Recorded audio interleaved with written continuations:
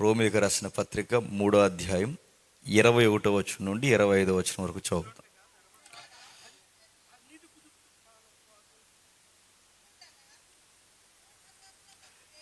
ఇట్లుండగా ధర్మశాస్త్రముకు వేరుగా దేవుని నీతి బయలుపరచబడుచున్నది.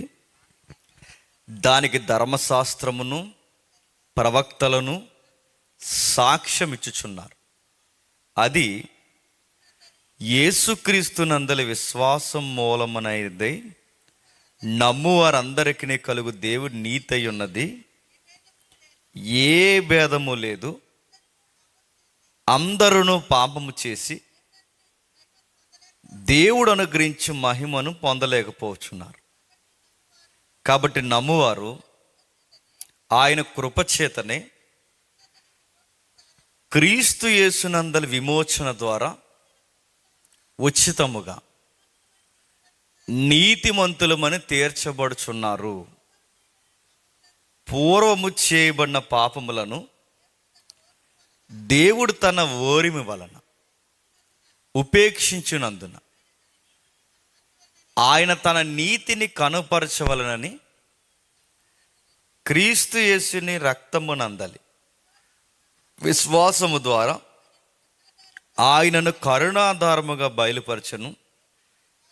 దేవుడు ఇప్పటి కాలమందు తన నీతిని కనుపరచు నిమిత్తము తాను నీతిమంతుడును యేసునందు విశ్వాసం గలవాడు నీతిమంతునిగా తీర్చివాడై ఉండుటకు ఆయన అలాగూ చేశాను. ఆగుదాం. నేను ఎప్పుడు అడిగే ప్రశ్నే మళ్ళీ మిమ్మల్ని కూడా అడుగుతున్నాను. చెప్పండి, నిజాయితీ ఒప్పుకోండి. ఏమన్నా అర్థమైందా? మన తలకాయ మనకేం అర్థం అవ్వలేదు, కానీ చదివా. అర్థం కాని భక్తిని అపోస్తుడైన పౌలు గారు ఏమనంటే వ్యర్థమైన భక్తి అన్నాడు. చాలామంది క్రైస్తవ సభలకు వస్తారు, ఉపయోగం ఏంటి? చాలామంది సంఘాలకు వస్తారు, ఉపయోగం ఏంటి? అపోస్తుడైన పౌలు గారు ఏమని ఉటంకిస్తా అంటే, ఇదిగో మీ భక్తి జ్ఞానానుసారంగా లేదన్నాడు. అంటే భక్తి ఉండాలి, ఆ భక్తి జ్ఞానానుసారంగా ఉండాలి, అంటే వాక్యానుసారంగా ఉండాలి. వాక్యానుసారంగా లేకపోతే ఒక గంట ఈ సభలో కూర్చుంటే ఏమైనా మంచి జరుగుద్దా? చాలామందికి ఒక ఫీలింగ్ ఉంటుంది, ఒక తన్మయత్నం అంటే ఇక్కడ ఒక గంట కూర్చుంటే మంచి జరుగుతుంది, ఇక్కడ కూర్చుంటే ఏం మంచి జరగదు. నేను సీరియస్గా చెప్తున్నా. మరి ఇక్కడ కూర్చుంటే మంచి జరిగినప్పుడు మరి ఎందుకంటే మంచి అంటే ఇక్కడ కూర్చుంటే మంచి జరగదు. కానీ ఈ పులిపేట మీద నిలబడిన ఈ దైవజనుడు ఏం మాట్లాడుతున్నారో కాస్త బుర్రకు ఎక్కించుకుంటే మంచి జరుగుతుంది. రోజుకు ఒక అధ్యాయం చదివితే మంచి జరుగుతుంది. ఎవరు చెప్పారు రోజుకు ఒక అధ్యాయం చదివితే మంచి జరుగుతుంది అని? రోజుకు ఒక అధ్యాయం చదివితే మంచి జరగదు, చదివింది ధ్యానిస్తే మంచి జరుగుతుంది. అంటే మన భక్తి వాక్యానుసారంగా ఉండాలి.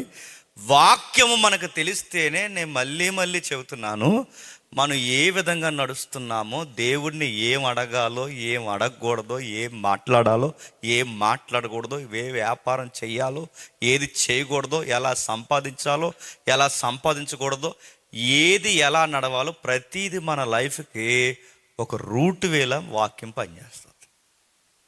ఈ వాక్యం కనుక తెలియకపోతే ఎంత అమాయకంగా ఉంటారంటే, నేను చాలా దిక్కుని చెప్పిందే మీకు చెప్తున్నాను. ఇలాంటి సభలు జరుగుతున్నప్పుడు విశ్వాసులు ప్రార్థన చేయించుకోవడానికి వస్తారు. ప్రార్థన చేయించుకోండి, మంచిదే. కానీ కొంతమంది ఎక్స్ట్రీమ్ బ్యాచ్ ఉంటారు. వాళ్ళు ఏం చేస్తారంటే ఇక్కడికి వచ్చి దేవుడు మా కోసం ఏమైనా చెప్పాడా అని మమ్మల్ని అడుగుతారు. నేను అడుగుతున్నాను, మీకోసం మాకు ఏమైనా చెప్తాడా? మీరు అస్తమాల దేవుడు మా కోసం ఏమైనా చెప్పారని నాలాంటి మీరు అడగడం మొదలెట్టారు అనుకోండి, వాళ్ళు అచ్చం అన్నాడని చెప్తాను. ఎత్తారా? మీరు ఇంత అమాయకంగా అడుగుతున్నారు కనుకే మాలాటోలు వ్యాపారాలు మొదలెట్టారు. మీకోసం మాకెందుకు చెప్తాడు? మీకు చెప్పాలనే మీకు ఒక బైబిల్ ఇచ్చాడు, నాకు చెప్పాలనే నాకు ఒక బైబిల్ ఇచ్చాడు. మన ఎవరికేం చెప్పాలన్నా వాక్యంలో నుండి చెప్తాడు. ఆ వాక్యాన్ని చదవకపోతే నీతో వ్యాపారం మొదలెడతారు. మీరు కస్టమర్లు అవుతారు, మాకు బిజినెస్ కారణం అవుతారు. మళ్ళీ చెప్తున్నాను నేను. అందుకే అమాయకంగా ఉండొద్దు. ఎవరు ఏం చెప్తున్నారు? పులిపేట మీద ఒక వ్యక్తి నిలబడి 2 నిమిషాలు ప్రార్థన చేసినట్టు ఆ మనిషి ప్రార్థన ఏంటో మీరు వాక్యంతో బేరే చేసేంత నాలెడ్జ్ మీకు ఉండాలి. ఒక వ్యక్తి ఇక్కడ నిలబడి 10 నిమిషాలు మాట్లాడితే ఈ ఉపయోగకరమైన మాటల, ఉపయోగం లేని మాటల, వాటిని చెక్ చేసుకునే బాధ్యత నీకు ఉండాలి. క్రైస్తవ సెక్టార్ ఎలా తయారైందంటే సుమారు 3-4 కేటగిరీల్లో క్రిస్టియానిటీ విడిపోయింది. కొంతమంది ఉంటారు వీళ్ళు ఇంకా ఆరాధనలు ఇంకా ఆరాధనలే బతుకు అంతే, ఇంకా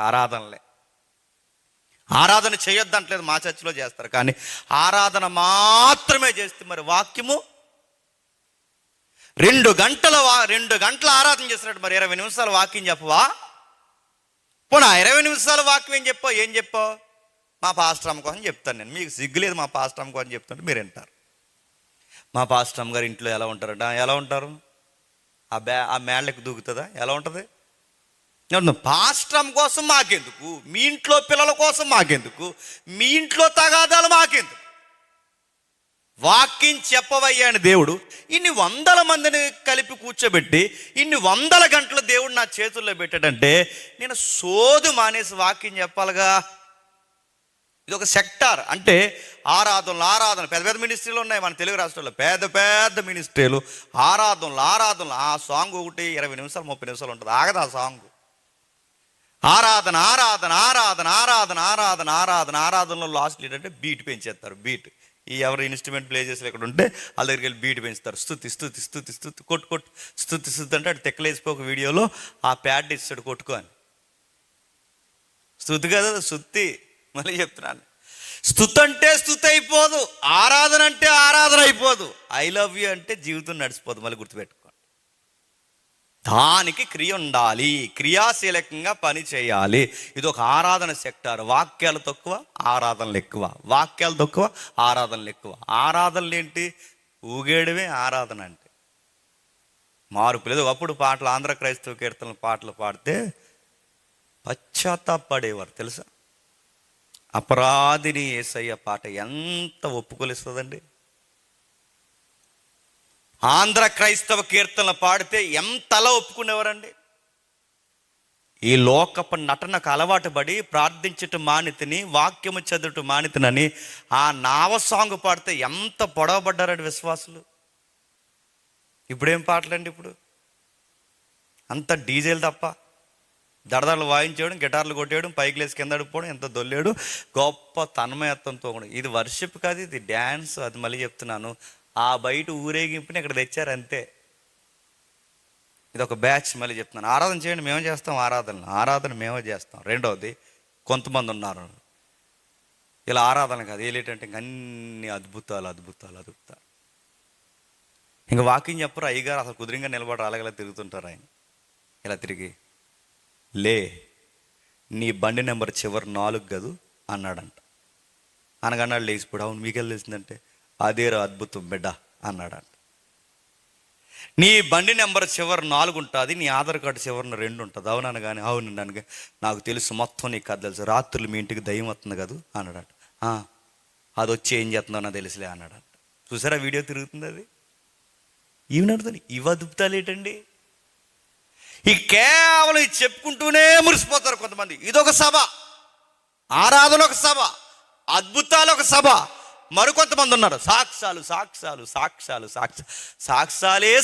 ఒకప్పుడు సాక్ష్యం చెప్తే నేను పచ్చి బూతులు మాట్లాడేవాడిని అండి, మాట్లాడడం మానేసానండి యేసుప్రభువుని నమ్ముకున్న తర్వాత అంటే అది మంచి సాక్ష్యం. అది ఒకప్పుడు బ్యాండీ షాపుల దగ్గర దొల్లేవాడిని అండి, ఇప్పుడు యేసుప్రభువుని నమ్ముకున్న తర్వాత చర్చిలోనే గడుపుతున్నానండి, ఇది ఒక మంచి సాక్ష్యం. ఇప్పుడు సాక్ష్యాలు ఏంటి? అన్ని డొల్లి సాక్ష్యాలు. ఇప్పుడు ఏంటి చెప్తున్నా, ఆ డొల్లి సాక్ష్యం ఏంటంటే, మా అమ్మాయి పట్టి పడిపోయింది, మా ఆయన ఏమంటాడని నాకు చాలా భయం వేసింది, సాయంత్రం కల్లా యేసు ప్రభువా పట్టి దొరికేలా మాకు ఆ మనోనేత్ర వెలిగించి ప్రభు అనగానే దేవుడు అంటే మనోనేత్ర వెలిగించడానికి పట్టి దొరుకుతున్నాడు. ఇదో సాక్ష్యం. పట్టి సాక్ష్యం ఏంటండి? పట్టీల సాక్ష్యం, వంకాయల సాక్ష్యం, ఉల్లిపాయల సాక్ష్యం, గ్యాస్ స్టవ్ సాక్ష్యం, ఎలకల సాక్ష్యం, గొడ్డల సాక్ష్యం. ఇవి సాక్ష్యాలు నడుతున్నాయి. అందుకే నడుతున్నాను, పూర్తిగా మారింది, సెక్టార్ మారింది. ఆరాధన ఒక సెక్టార్ అయ్యింది, సాక్ష్యాలు ఒక సెక్టార్ అయ్యింది, అద్భుతాలు ఒక సెక్టార్ అయ్యింది. మరి వాక్యం ఏది? వాక్యం అని ఒక సెక్టార్ ఇలా మాట్లాడితే వినేవాళ్ళు తక్కువ. ఒక అధ్యాయాన్ని, ఒక వచనాన్ని, ఒక కాన్సెప్ట్ని, ఒక పేరాన్ని, ఒక సందర్భాన్ని, ఒక కాంటెక్స్ట్ని పూర్తిగా వివరిస్తే, ఒక నోట్స్ తీసుకుని పెన్ను తీసుకుని ఇదా దేవుని ఉద్దేశం అని రాసుకునే భక్తులేరే, గుండెల్లో దాచుకునేవారేరే, నేర్చుకుని మార్చుకునేవారు ఏరే. అందుకే అడుగుతున్నాను, వాక్యం ఎప్పుడైతే మనకు తెలియదో మన దేవుడు ఏంటో మనకు తెలియదు, మన దేవుడు ఏంటో మనకు తెలియకపోతే మనకి ఏం మాట్లాడాలో తెలియదు, మనకి ఏం మాట్లాడాలో దేవుడితో తెలియకపోతే మన ప్రార్థనకు జవాబులు రావు. ఒక ఆయన అంటున్నాడు, ప్రార్థనకు జవాబు ఎందుకు రావట్లేదు తెలుసు నీకు? ఎందుకు రావట్లేదు అంటే, రాదు నీకు అన్నాడు. అది ఎందుకు రాదు? రాదు. ఎందుకు వస్తుంది? రాదు. ఎందుకంటే 3 వారాల నుంచి ఫాస్టింగ్ ప్రేయర్లో ఉండి నువ్వు ఇల్లు అడుగుతున్నావు, ఇల్లు ఎత్తున్నాడు దేవుడు, నీకు ఇల్లు ఇవ్వడు. ఎందుకు ఇవ్వడు చెప్తున్నా? నువ్వు ప్రేయర్ అడుగుతున్నావు కానీ దేవుడిని క్లారిటీగా అడగలేదు ఇల్లు. అంటే ఎలా అంటే, నువ్వు ఏ డిజైన్ చెప్పావు దేవుడికి? అంటే డిజైన్ అంటే ఏంటంటే, నువ్వు టైల్స్ మార్బుల్స్ క్లారిటీగా ప్రేయర్లో చెప్పావా? అందుకే ఇవ్వట్లేదు దేవుడు నీకు అన్నాడు. ఎవరైనా హైదరాబాద్లో ఉన్నాడు, ఆయన పేరు అడగండి, ఇంగ్లీష్లో చెప్తాడు మెసేజ్. అడుగుతున్నాను, ఆయనకి ఎందుకు ఇల్లు ఇవ్వట్లేదంటే టైల్సో మార్బుల్సో దేవుడికి చెప్పలేదంట, అందుకంట దేవుడు ఇంకా ఇల్లు ఇవ్వలేదంట. అలాంటి సాక్ష్యం ఒక ఆయన అన్నాడు, ఇక నీకు మోడల్ తెలియట్లేదు కనుక ఇలా దారంటే పోతున్నప్పుడు నీకు నచ్చిన మోడల్ ఏదైనా బిల్డింగ్ ఉంటే ఆ బిల్డింగ్ మీద చేసి నదరని వేస్తున్నాము, ఇల్లు నాదవని కాకంటే మరి ఆ కొంపలు ఉన్న వాళ్ళు ఏమైపోవాలి? ఎంత అమాయకంగా ఉన్నారేటని అడుగుతున్నాను. ఎంత అమాయకంగా, ఎంత డొల్లతనంగా, ఎంత నాసిరకంగా ఇలా ఉన్నారంటే కారణం ఏంటి చెప్తున్నా? మళ్ళీ నేను చెప్తున్నాను, వాక్యం తెలియక. అందుకే ఇవన్నీ పక్కన పడేయండి, ఈ భక్తులు చెబుతున్న ఈ అనుభవాలన్నీ పక్కన పెట్టండి. అసలు ఏంటి భక్తి అంటే? వాక్యపు వెలుగులో మనల్ని మనం కొలుసుకుందాం, ముందుకు రండి, చూద్దాం ఒకసారి. ఏంటి ఆ రోమపత్రిక 3వ అధ్యాయం? ఏంటి దాని కాంటెక్స్ట్ అంటే, రోమపత్రిక అనగానే కృపకి ధర్మశాస్త్రానికి సంబంధించిన కంపారిజన్. అది చట్టానికి, న్యాయ చట్టానికి దేవుని నైతికత ఏ విధంగా బయలుపరచబడిందో, కుమారుని ద్వారా మన మీద ఉన్న శిక్షాస్మృతి ఎలా దూరం చేయబడిందో, ఆ కృపకు దేవుడు ఎలా అద్దం పడుతున్నాడో, మన దృష్టికోణం ఎలా ఉండాలో చక్కటి నేర్పించి ఒక చక్కటి సందర్భం. అది ఏంటది? మనకు తెలిసిన వాక్యం ఒక్కసారి అదే 23వ వచనం చదవండి. 3వ అధ్యాయం 23వ వచనం. ఏ భేదము లేదు, అందరూ పాపము చేసి దేవుడు అనుగ్రహించి మహిమను పొందలేకపోతున్నాడు. ఏ భేదం లేదు, ఏ భేదం లేదు. అందరూ పాపము చేసి దేవుడు అనుగ్రహించి మహిమను పొందలేకపోతున్నాడు. ప్రశ్న అడుగుతున్నాను, మనం అందరం ఎవరు? అది చూసి చెప్పండి. మనం అందరం ఎవరు? గట్టి చెప్పండి. మనం అందరం ఎవరు?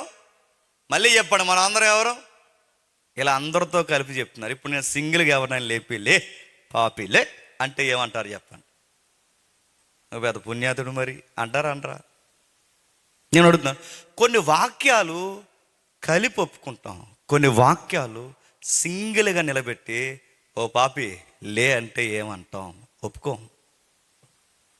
ఒకడు ప్రేయర్ చేస్తున్నాడంట, ఆ ప్రేయర్లో పక్కన వాళ్ళు ఒప్పుకుంటారు కానీ ఒప్పుకోలు ప్రార్థన, విజ్ఞాపన ప్రార్థన చేస్తున్నారు. ఒక ఆయన, ఆకాశమందున్న మా తండ్రి, పరలోకమందున్న మా దేవా, నీ దృష్టికి నేను పురుగును ప్రభువా అంటే పక్కనోడు అన్నాడు, అవును ప్రభువా అన్నాడు. మళ్ళీ అడిగాడు, ఏమంటే నీ దృష్టికి ధూళిని ప్రభువా, దొంగను ప్రభువా, అబద్ధిక్కును ప్రభువా అని కానీ ఈడన్నాడు, అవును ప్రభువా అన్నాడు. అడుగు లుక్ ఇచ్చాడు, ఏటవునని. మళ్ళీ చేశాడు, ప్రభువా దొంగను ప్రభువా అని కానీ, అవును ప్రభువా అని కానీ, ఏటవుంటారు నీకు తెలుసా అని అడిగాడు. మీకు ఏమర్థమవుతుంది? ఒప్పుకొని అడుగుతాను. అందరితో కలిపి ఒప్పుకోమంటే అవును ప్రభువా పాపులమంటాం తప్ప, వ్యక్తిగతంగా మనం పాపులమంటే ఒప్పుకుంటామా? రాయబడిన వాక్యం రోజు పట్టుకుని తిరుగుతున్న మనమే ఒప్పుకోకపోతే, ఇదే వాక్యం బయటికి వెళ్ళి చెప్తే అన్యులు ఒప్పుకుంటారా? అన్యులతో వచ్చిన గొడవ ఏంటి చెప్పిన, గతంలో మీకు చెప్పాను, ఎంతమంది గుర్తుందో. ఒరే మీతో అన్నీ బాగానే ఉంటాయి కానీ మీరు మమ్మల్ని పాపులు అంటారా, అదే బాగోదు అంటారా? మీ క్రిస్మస్లో బాగుంటారా, మీ పండగలు బాగుంటారా, మీ ప్రేమలు బాగుంటారా, మీ ఇందులు బాగుంటారా, మీ గౌరవాలు బాగుంటారా, అన్నీ బాగుంటారా, కానీ ఆ నల్ల పుస్తకంలోంచి ఆ రెఫరెన్స్ తీసి మమ్మల్ని పాపులు అంటారు చూసారా, అది మాకు నచ్చదరా అంటారు. నేను అడుగుతున్నాను, ఇప్పుడు ఆడికి ఎందుకు నచ్చలేదంటే పాపులు అనగానే యారు ఎందుకు నచ్చలేదంటే మేము పాపులు అన్నారుగా, మీరు పాపులు అన్నారుగా, మాకు నచ్చలేదంటే అది కాదురా దేవుడు వాక్యం చెప్తుంది మనం పాపులు అంటే. ఆడి వెంటనే తిరగేసి అడిగే ప్రశ్న అని చెప్పిన ఒక లాజికల్గా ప్రాక్టికల్గా ఒక విషయం మాట్లాడుకుందాం. ఒకవేళ నువ్వన్నట్టే మేము పాపులు అంటే మేము ఏ పాపం చేసాంరా అని అడుగుతారు. మేము ఎవరినైనా కొట్టామా, ఎవరినైనా తిట్టామా, ఎవరినైనా ఏదన్నా అన్నామా, ఎవరింట్లో కన్నా దూరామా, ఎవరిదైనా వస్తువు లాక్కున్నామా? అరే మేము ఏ తప్పు చేయలేదు. మేము ఎలాంటి వాళ్ళం అంటే మా ఉద్యోగాలు మేము చేసుకుంటాం, మా సంపద మేము తెచ్చుకుంటాం, మాకు రెక్కల కష్టాలు మేము నమ్ముకుంటాం. అరే చేముకు దోమకు కూడా మేము హాని చేయను. మేము ఎట్లా పాపాత్ములు అవుతాంరా అని వాళ్ళు అడుగుతారు. అలా అడిగినప్పుడు మీరేం చెబుతారు? మేము ఎవరికి అన్యాయం చేయలేనప్పుడు, మేము ఎవరికి ఇబ్బంది కలగజేయలేనప్పుడు మేము ఎట్లా పాపులు అవుతారని వాళ్ళు అడిగితే ఏం చెప్తారు? అలా కాదు దేవుడు పాపులు అన్న ఒప్పుకోవాల్సిందంటే ఒప్పుకుంటాడు. నేను అడుగుతున్నాను, ఏంటి అసలు మనకు తెలియాలి. కొంతమంది ఉన్నారు ఈ వాక్యాన్ని అడ్డుపెట్టుకుని, ఎరా అబద్ధాలు ఆడుతున్నాడు తప్పు కదరా వాక్యం తెలిసిన తర్వాత అంటే. ఆడంటాడు ఏ భేదము లేదు చెప్పండి, అందుకే ఆడుతున్నా అన్నాడంట.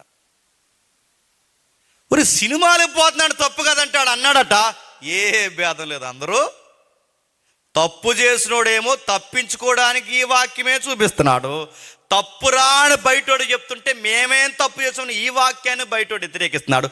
బయటోడికి ఈ వాక్యం అర్థమవలేదు చెప్పండి, మనోడు అన్నవాడికి ఈ వాక్యం అర్థమవుతుంది. ఇక్కడ నేను మళ్ళీ అడుగుతున్నాను, ఈ ప్రజెన్స్లో ఉన్నవారు కూడా మెజారిటీ వాక్య భావం ఏంటో మనకు అర్థం కాలేదు. ఏముంది చదువుదాం ఒకసారి. అదే 23వ వచనం మళ్ళీ చదవండి. ఏ భేదము లేదు, అందరూ పాపము చేసి దేవుడు అనుగ్రహించి మహిమను పొందలేవు. ఏ భేదం లేదంటే ఏ భేదం అంటే అవును, ఏ భేదమైనా నువ్వు అన్యుడివైనా, దేవుడిని నమ్మినోడువైనా, నువ్వు ఎమ్మెల్యేవైనా, ఎంపీవైనా, నువ్వు సీఎం అయినా, పిఎం అయినా, నువ్వు చిన్నోడువైనా పెద్దోడువైనా, నువ్వు స్త్రీవైనా పురుషుడువైనా, నువ్వు ఎవడవైనా, నువ్వు సామంతుడివైనా సామాన్యుడివైనా, ఏ భేదం లేదు, అందరూ పాపులు. ఇప్పుడు చెప్పండి, నేను ఫలానంటే నీ వృత్తికున్న కేడర్ నువ్వు చెప్పొచ్చేమో కానీ వాక్యంలో దేవుని ఎదుట మన డెఫినేషన్ ఏంటి చెప్తున్నా? సిన్నర్, పాపులు అంతే. పాపివి, నువ్వు పాపివి, నేను పాపిని, మనం అందరం పాపులం. ఇప్పుడు ప్రశ్న అడుగుతాను చెప్పండి, పాపులం అంటున్నామంటే ఇప్పుడు ప్రశ్న, పాపం అంటే ఏంటి చెప్పాలి. చెప్పినోళ్ళకి 1000 రూపాయలు చెప్పండి. పాపం అనగా బైబిల్ ప్రకారం ఏంటి చెప్పాలి. ఏంటి? ఆజ్ఞ అతిక్రమమే మీ బొంద. మళ్ళీ అడుగుతున్నాను చెప్పండి, నేర్చుకుందాం అని అడుగుతున్నాను.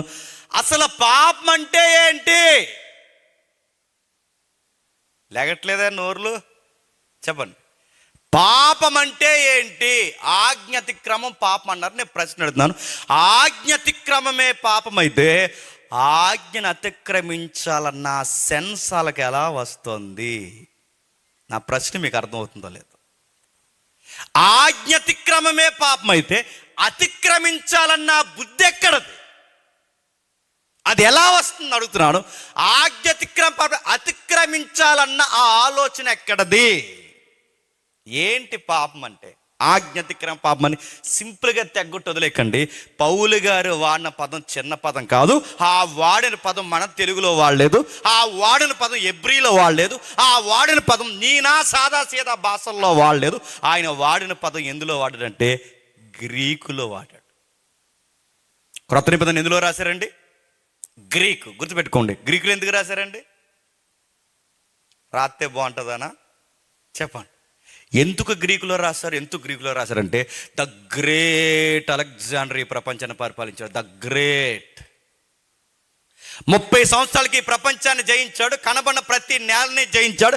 ఈవెన్ సింధు అంటే మన ఇండాస్ వ్యాలీ వరకు, మన పరిసర ప్రాంతం అంటే ఆఫ్ఘనిస్తాన్, మన భారతదేశం ముఖం వరకు ప్రతి దాన్ని జయించారు. ఇప్పటికీ పంజాబ్లో ఆయన గుర్రం బొమ్మ ఆయన ఆనవాళ్ళ పేరు ఉంటుంది. అక్కడ వరకు ఆయన జయించాడు. మన ఇండియన్ రాజు కూడా ఆయనతో పొత్తు పట్టుకున్నాడు. ఎక్కడ వరకు అంటే ఆసియా మైనర్ ప్రాంతాల దగ్గర నుండి అటు ఇటు మెజారిటీ దేశాలన్నీ జయించేసాడు. జయించి ఆ జయించినోడు ఏమన్నాడు తెలుసా? ఇక ఏ దేన్ని జయించాలన్నప్పుడు ఆయన ఎదురుగా ఒక మధ్యధరా సముద్రం కనబడింది. ఆ మధ్యధరా సముద్రం తెలుసుగా యోనా గారు వాడకి పారిపోయిన సముద్రం. ఆ సముద్రం ముందు నిలబడి ఏమన్నా తెలుసా? ఓ సముద్రమా సముద్రమా సముద్రమా, నువ్వు సముద్రం అయిపోయావు కాబట్టి నేను వదిలేస్తున్నాను, కానీ నువ్వు కూడా ఆరిన నేలవైతే నిన్ను కూడా జయించి పడద్దన్నాడు. అంత కసి ఆయనకి. నువ్వు నీరైపోయావు కాబట్టి నిన్ను వదిలేస్తాను, నువ్వు కూడా నేల అయితే నిన్ను కూడా జయించదు. 30 ఏళ్ళు లేదా 33 లోపు సుమారు ఈ ప్రపంచాన్ని కత్తితో, వయసుతో, యుక్తితో ప్రపంచాన్ని తన గ్రిప్లోకి తెచ్చుకున్నాడు. ఆ తెచ్చుకున్న తర్వాత జయించి ఏమి సాధించాడంటే గ్రీకు తత్వాన్ని ప్రపంచానికి పరిచయం చేశాడు. నీకు వీలైతే 400 years సైలెంట్ ఇయర్స్ అని మా చర్చిలో కొన్ని ఎపిసోడ్ చెప్పాం. వీలైతే వినండి. మా ఛానల్ సబ్స్క్రైబ్ చేయండి, గంట కొట్టండి, కామెంట్ చేయండి అని నేను చెప్పను, కానీ ఫాలో అవ్వండి. సబ్జెక్ట్ కావాలండి. మీరు సబ్స్క్రైబ్ అవ్వకపోయినా పర్లేదు, కానీ ఆ సబ్జెక్ట్ వినండి. అందులో చెప్పాం మలాకీకి మత్తయికి మధ్యలో 400 years సైలెంట్ ఇయర్స్ ఉంది. అందులో ఏం జరిగింది? ఆ టైంలోనే, మలాకీ టైంలోనే, నిశ్శబ్ద కాలంలోనే దేవుడు ప్రపంచాన్ని తన కుమారుని రాక కొరకు సిద్ధపరుస్తున్నాడు. తన కుమారుని రాక కొరకు సిద్ధపరుస్తున్నప్పుడు మెస్సయ్య భూమి మీదకి వచ్చే సమయానికి ప్రపంచం అంతటికి ఒక భాష ఉండాలి. ప్రపంచం అంతటికి యూనివర్సల్ లాంగ్వేజ్ ఉండాలి. ప్రపంచం అంతటికి ఒక భాష ఉండాలి. ఎందుకు ప్రపంచం అంతటికి ఒక భాష ఉండాలంటే తన కుమారుడు పుట్టాడన్న వార్త ప్రపంచానికి గుప్పున పాకాలి అంటే ప్రపంచమంతా మాట్లాడుకున్న ఒక భాష ఉండాలి. ఒక ఇంటర్నేషనల్ లాంగ్వేజ్ ఉండాలి. ఆ లాంగ్వేజ్ రావాలంటే ఇలా తోడుకు ఒకటికి పవర్ ఇవ్వాలి. ఆ పవర్ తీసుకున్న వ్యక్తే ద గ్రేట్ అలెగ్జాండర్. ఆ అలెగ్జాండర్ మాట్లాడే వారి మాతృభాషే గ్రీకు. వాళ్ళు ఎప్పుడైతే ప్రపంచాన్ని జయించారో గ్రీకు భాష ప్రపంచానికి అలవాటు చేశారు. ప్రపంచానికి గ్రీకే కాదు, గ్రీకు మేధాశక్తిని అలవాటు చేశారు. అందుకే వాళ్ళ ప్రపంచాన్ని జయించిన తర్వాతే, మళ్ళీ చెప్తున్నాను, సంఖ్యాశాస్త్రం పరిచయం చేసిన వాళ్ళే, లెక్కలు తెచ్చింది వాళ్ళే, కాస్మాలజీ మాట్లాడింది వాళ్ళే, అంటే మనం ఏదైతే మాట అణువుల కోసం మాట్లాడిన ప్రోటాన్ న్యూట్రాన్ ఏవైతే మాట్లాడో అణువుల కోసం ఆ రోజుల్లో మాట్లాడింది వాళ్ళే. అసలు సైంటిఫిక్ టెంపర్ తెచ్చింది వాళ్ళే. 1-2 కాదు, అనేకమైన వాస్తుశాస్త్రం, సంఖ్యాశాస్త్రం, అది ఇది ఈ దిన కార్యక్రమాలు 1-2 కాదు, అనేకమైన విషయాల్లో తెచ్చింది వాళ్ళే. అందుకే మీరు చూడండి, వాళ్ళ దేవుడికి మన దేవుడికి దగ్గర సంబంధాలు ఉంటాయి, వాళ్ళ భాషకి మన భాషకి దగ్గర సంబంధాలు ఉంటాయి. వాళ్ళు మనం మాట్లాడుతున్న మూల భాష పేరెత్త కూడా లైవ్ వెళ్తుంది. ఆ భాషకి వాళ్ళ భాషకి దగ్గర సంబంధాలు ఉంటాయి. ఇంకా మీరు చూడండి, మన మనిషి చచ్చిపోయిన తర్వాత 9వ రోజు ఎడతాం, ఏదో 9వ రోజు, ఆ 9వ రోజు పద్ధతులన్నీ ఆలయ్యే. ఇలాంటి మాట్లాడుకుంటే ఇంకా చాలా ఉంటాయండి. అయితే ఇవన్నీ తెచ్చారంటే వాళ్ళ గ్రీకు జయించిన తర్వాత ప్రపంచానికి వాళ్ళ పద్ధతులు, జ్ఞానము, లెక్కలు తెచ్చారు, పద్ధతి తెచ్చారు, కట్టుకునే విధానాలు తెచ్చారు, అన్నీ తెచ్చారు. ఈ పద్ధతిని ఏమంటారంటే, మీరు ఇంటికి వెళ్ళాక ఆ వాట్సాప్లో ఇలా బ్లూగా తిరుగుతుంది చూసారు పైన, ఆ బ్లూగా తిరుగుతున్నప్పుడు ఈ వర్డ్ టైప్ చేయండి. ఇంటికి వెళ్ళిన తర్వాత అక్కడే హెలినిజం అని కొట్టండి. హెలినిజం అంటే గ్రీకు మేధాశక్తిని ప్రపంచానికి పరిచయం చేసే సంస్కృతిని హెలినిజం అంటారు. ఆ హెలినిజం నేర్పిస్తున్నప్పుడే గ్రీకు భాష ప్రపంచానికి పరిచయం చేశారు. అందుకు క్రొత్త నిబంధన అపోస్తులు బైబిల్ రాసే సమయానికి ప్రపంచం క్లాసిక్గా మాట్లాడుకుంటున్న భాష ఏంటో తెలుసా? గ్రీకు. ఏంటది? గ్రీకు మాట్లాడుకుంటారు. ఎందుకు ఈ గ్రీకుకి దేవుడు అనుమతి ఇచ్చాడంటే కారణం ఒకటే. ఎందుకు అనుమతి ఇచ్చాడంటే ప్రపంచానికి సువార్త వెళ్ళాలంటే అందరూ కలిసి అందరూ మాట్లాడుకున్న క్లాసిక్ లాంగ్వేజ్ ఉండాలి. దాని పేరే చెప్పండి, గ్రీకు. ఆ గ్రీకులో పౌలు గారు పత్రికలు రాశాడు. ఆ పత్రికల్లో ఒక పత్రిక చెప్పండి, రోమీలకు రాసిన పత్రిక. అందులో అంటున్నాడు ఏమనంటే, ఏ భేదము లేదు, చెప్పండి, అందరూ పాపం. ఇప్పుడు అడుగుతున్నాను, ఏ భేదం లేదు, అందరూ పాపం అని తెలుగులో చదువుకుంటున్నాం. మరి గ్రీకులు ఏమంటే పూర్తి దాని మీనింగే అక్కడ చాలా లోతుగా ఉంది. ఏం వాడాడు గ్రీకులు అంటే అక్కడ వాడిన పదం మీరు ఇంటికి వెళ్ళి చెక్ చేసుకోండి కావాలంటే. పాపం అన్న దగ్గర వాడిన పదం ఏంటి చెప్పిన? మిస్ ఇన్ ద మార్క్ అన్నాడంటే దాని అర్థం ఏంటంటే అమర్ష్య అన్నాడు, ఇంకా అమర్త్య అన్నాడు. మీకు అర్థమైపోయిన కొంచెం చెప్పి అర్థమైనట్టు చూడండి, నేను ముందుకు వెళ్ళేసరికి అన్నీ చెప్తాను. అయితే అమర్ష్య అమర్త్య, అమర్ష్య, అమర్త్య అన్నదానికి ఏంటి అర్థం అంటే గురుతప్పుట. ఏం గురుతప్పుట? మిస్ అయిపోయాం. మిస్ ఇన్ ద మార్క్ అంటే ఏదో మిస్ అయ్యాం, ఏదో గురి తప్పిపోయాం. ఏం గురి తప్పిపోయామో తెలియాలంటే దీన్ని అర్థం చేసుకోవడానికి ఒక సహాయక పదం ఉంది. ఆ సహాయపు పదం ఒకసారి మనం తీసుకుందాం. చూడండి ఒకసారి. ఇదే యోహాను సువార్త, క్షమించండి, యోహాను సువార్త 13వ అధ్యాయం, యోహాను సువార్త 13వ అధ్యాయం. దీన్ని అర్థం చేసుకుని మనం తీసుకునే సహాయపు పదం ఒకటి తీసుకుందాం. 13వ అధ్యాయం 8వ వచనం చూద్దాం ఒకసారి. 13వ అధ్యాయం యోహాను సువార్త 8వ వచనం. మీరు ఎన్నడూను నా పాదములు కడగరాదని ఆయనతో అనెను. అందుకు యేసు, నేను నిన్ను కడగని ఎడల నాతో నీకు పాలు లేదని అనెను. ఇక్కడ బాగా వినండి. నాతో నీకు పాలు లేదు, నాతో నీకు పాలు లేదు. కాంటెక్స్ట్, సందర్భం ఏంటంటే శిష్యుల పాదాలు కడుగుతున్నారు. ఎవరు? ప్రభువు అయిన యేసుక్రీస్తు. ఇక నేడో రేపు వెళ్ళిపోతున్నారు. 13వ అధ్యాయం అనగానే లాస్ట్ సప్పర్ జరుగుతుందంటే ఇక చివరి భోజనం జరుగుతుంది. ప్రభురాత్రి భోజనం, నిబంధన భోజనం జరుగుతున్నప్పుడు ఇక యేసు ప్రభువు వెళ్ళిపోతున్నప్పుడు శిష్యులకి తగ్గింపు నేర్పిస్తున్నాడు. ఆ తగ్గింపు నేర్పిస్తున్నప్పుడు శిష్యుల పాదాలు ప్రభువే కడుగుతున్నారు. ఎందుకంటే నేనే మీ పాదాలు కడిగానంటే మీరు మరింత తగ్గించుకోవాలని తగ్గింపు నేర్పుతుంటే మనలాంటి కంగారు మనసు ఉన్నాడు అందులో. ఎవరు చెప్పండి? పేతురు గారు. ఆ పేతురు గారు ఏమన్నారంటే మీరేంటి నేనేంటి, నా పాదాలు మీరు కడగడం ఏంటి అంటే అప్పుడు యేసుప్రభు అన్నాడు, నేను కడగకపోతే నువ్వు అడవ నాకు చెప్పండి తెలియదు అన్నాడు. అది కాదు ప్రభు అంటే నేను ఎవరి పాదాలు కడిగితే వాడికి నాతో పాలు పంపులు ఉన్నాయి అనగానే వెంటనే పేతురు ఏమన్నాడంటే అయితే పాదాలే కాదు మొత్తం స్నానం చేయించి అన్నాడు. ఎవరు? అంతా కంగారే. ఎవరికి చెప్పండి? పేతురు గారికి. అప్పుడు పేతురు గారు ఏమన్నారు? పేతురు గారికి ప్రభు చెప్తున్నాడు, నేను ఎవడ పాదాల కడగపోతే వాడిన పాలు పంపులు అన్న దగ్గర అమర్ష్యాన్ని అర్థం చేసుకోవడానికి వాడిన పదం ఏంటంటే మెరోస్ అంటారు. అంటే ఏంటంటే పొత్తు కోల్పోయాం, పొత్తుండదు, పాలు పంపులు ఉండవు. ఇప్పుడు ఈ రెండు కలిపి మాట్లాడండి. అమర్త్య లేదా అమర్ష్య అంటే ఏంటి? గుర్తింపు కోల్పోవడం, టార్గెట్ మిస్ అయిపోవడం, ఇమేజ్ దూరం అయిపోవడం. అంటే అమర్ష్య అనగానే గురి తప్పిపోవుట, మిస్ ఇన్ ద మార్క్ అన్నాడు, టార్గెట్ మిస్ అయిపోయామన్నాడు, లేదా ఏదో గురి తప్పిపోయాం, లక్ష్యం చేరుకోలేకపోయామని మీనింగ్ వాడాడు. ఇప్పుడు దీనికి కలిపి పాలు పంపులు పొందలేకపోయాం. ఈ రెండు కలపండి. గుర్తింపు కోల్పోయాం, పాలు పంపులు పొందలేకపోయాం. గుర్తింపు కోల్పోయాం, పాలు పంపులు అంటే గుర్తింపు కోల్పోతే పాలు పంపులు పొందలేకపోతున్నాం. ఇప్పుడు చెప్పండి, పాపం అనగానే సేమని చంపావా, దోమని చంపావా, ఆడిని కొట్టావు, వీడిని కొట్టావు, ఇవి కాదు డెఫినేషన్. బైబిల్ చెప్తున్న డెఫినేషన్ ఏంటంటే గురి తప్పిపోవడం పాపం.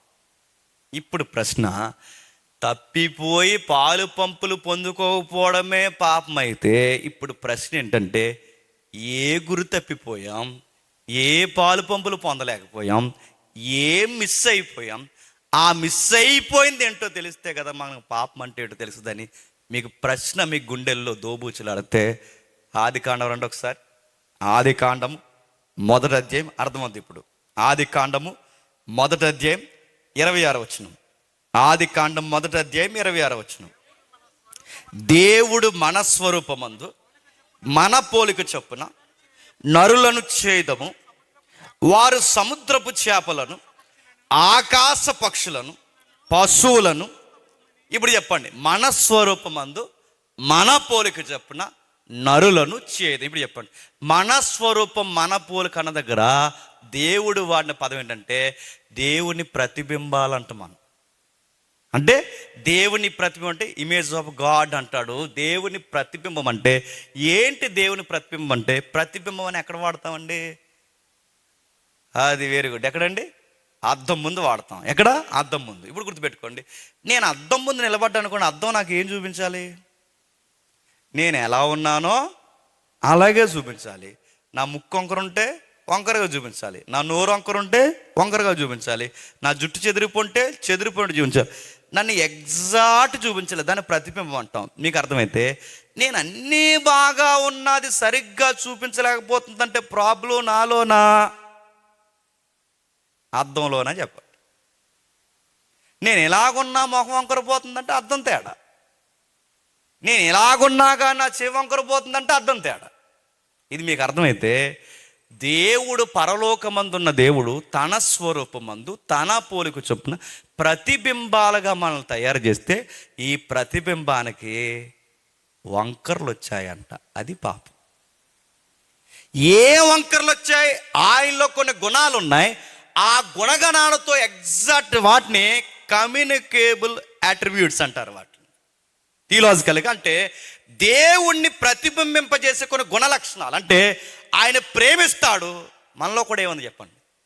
ప్రేమిస్తాం, ప్రేమించకుండా ఉండలేం. ప్రతి జీవికి మానవుడికి ప్రేమ అవసరం. ఈ పార్కుల ప్రేమ కోసం కాదు నేను చెప్తుంటా. అమ్మ ప్రేమ లేకపోతే బిడ్డ బతకలేదు, నాన్న ప్రేమ లేకపోతే బిడ్డ ఉండలేదు, భర్త ప్రేమ భార్యకి లేకపోయినా, భార్య ప్రేమ భర్తకు లేకపోయినా, స్నేహితుల మధ్య ప్రేమ లేకపోయినా, కుటుంబాల్లో ప్రేమ లేకపోయినా, ఎక్కడ ప్రేమ లేకపోయినా వ్యవస్థ నడవదు. ఈ గుండె ప్రేమిస్తుంది, ప్రేమను కోరుకుంటుంది. ఈ గుండె ప్రేమను ఇస్తుంది, ప్రేమను కోరుకుంటుంది. ప్రేమను ఇచ్చినప్పుడు తిరిగి ప్రేమ ఇవ్వకపోతే ఈ గుండె తట్టుకోలేదు. ఈ యాట్రిబ్యూట్ ఎక్కడది? దేవుళ్ళో లవ్ ఉంది కనుక మనకు లవ్ వచ్చింది. నా మాటలు అర్థమవుతున్నాయా? దేవుడు ద్వేషిస్తాడు, మనకే ద్వేషం.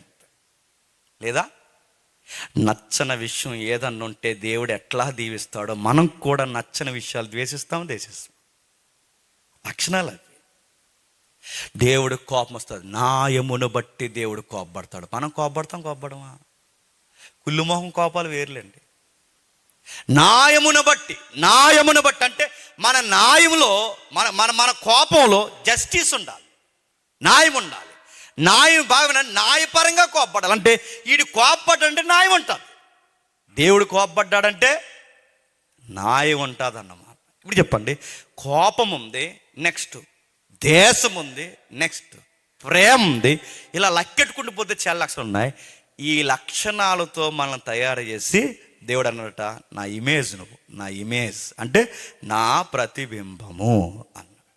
ఇప్పుడు చెప్పండి, పాపం అంటే బైబిల్ ఏమని కొలుస్తుందంటే, ఆదామవ్వలను దేవుడు తయారు చేసినప్పుడు ఇన్ని ప్రేమతో, అనురాగంతో, కోపంతో, ఇలాంటి లక్షణాలతో, ఇంత మంచి గుణగణాలతో ఆదాముని అవ్వను తయారు చేస్తే మిస్ ఇన్ ద మార్క్ అంటే ఆ యాట్రిబ్యూట్స్ మనం మిస్ అయిపోయాం.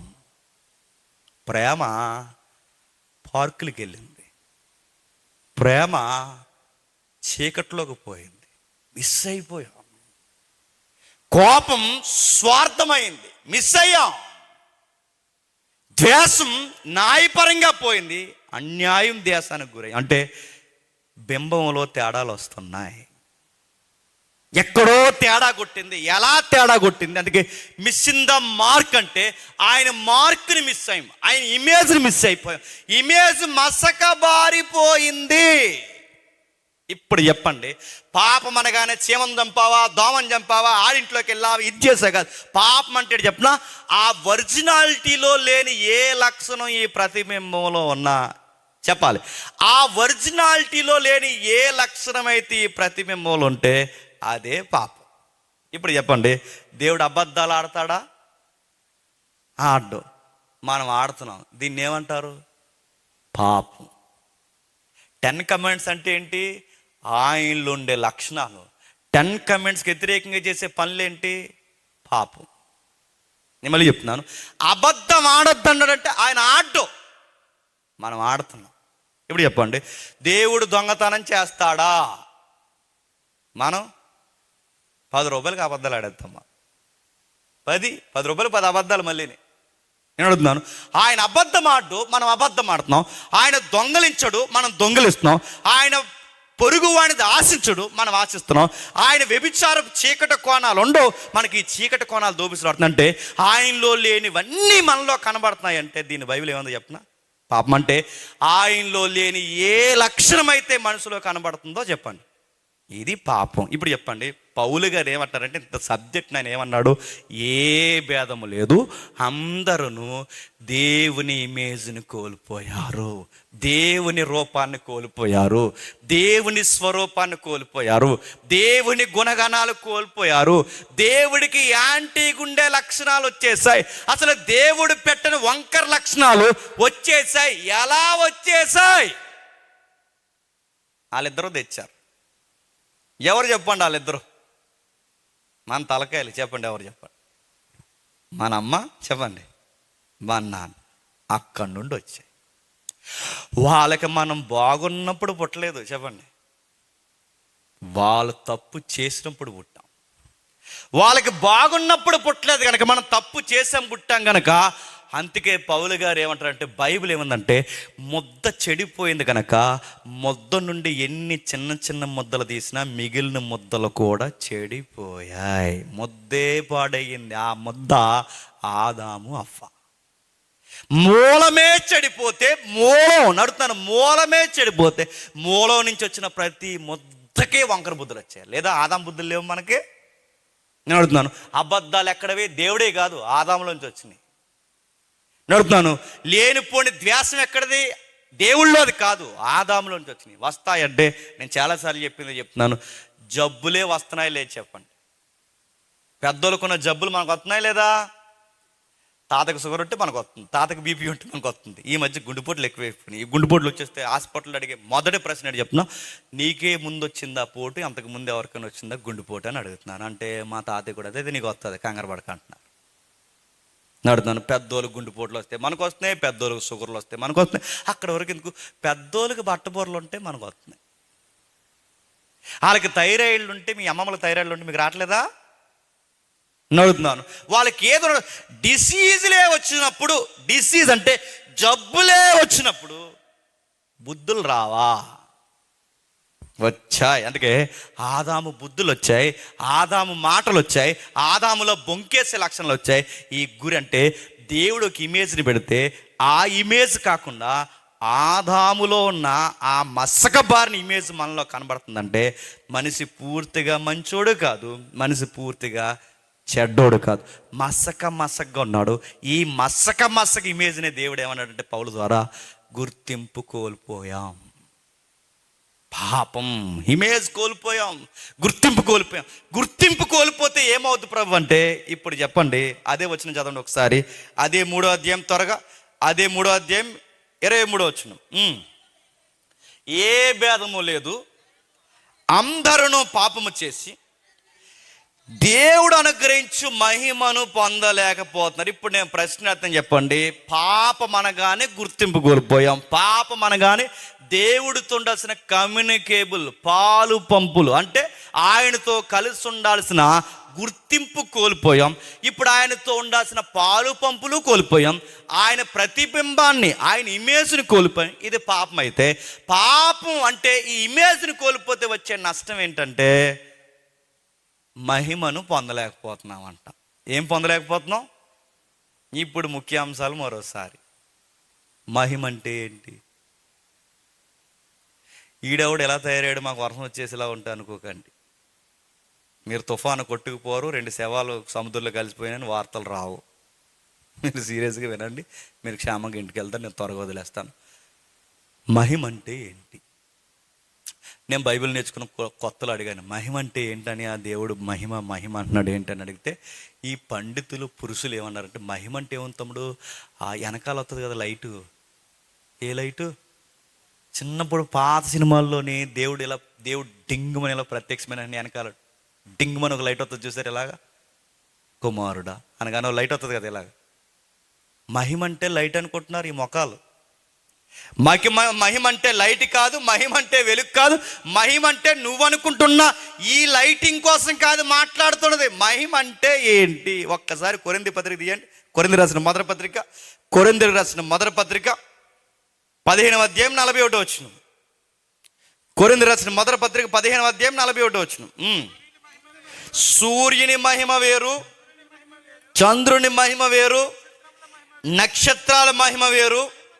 మహిమను బట్టి ఒక నక్షత్రానికి మరొక నక్షత్రానికి భేదము కలదు. ఇప్పుడు ప్రశ్న అడుగుతున్నాను, సీరియస్గా చెప్పండి, ఎంతమంది ఫాలో అయ్యారు? అంతకుముందు ఈ సబ్జెక్ట్ నాకు తెలియదు కానీ మళ్ళీ అడుగుతున్నాను, ఒక్కసారి జ్ఞాపకం చేసుకుని ఈ సబ్జెక్ట్ బండగా బై హార్ట్ చేయండి. మిమ్మల్ని అడుగుతున్నాను, మహిమ అనగానే ఇక్కడ రాస్తున్నాడు, సూర్యుని మహిమ వేరన్నాడు, చంద్రుని మహిమ వేరన్నాడు, నక్షత్రాల మహిమ వేరన్నాడు. ఇప్పుడు మిమ్మల్ని అడుగుతున్నాను, చెప్పండి, సూర్యుడి మహిమ అంటే ఏంటి?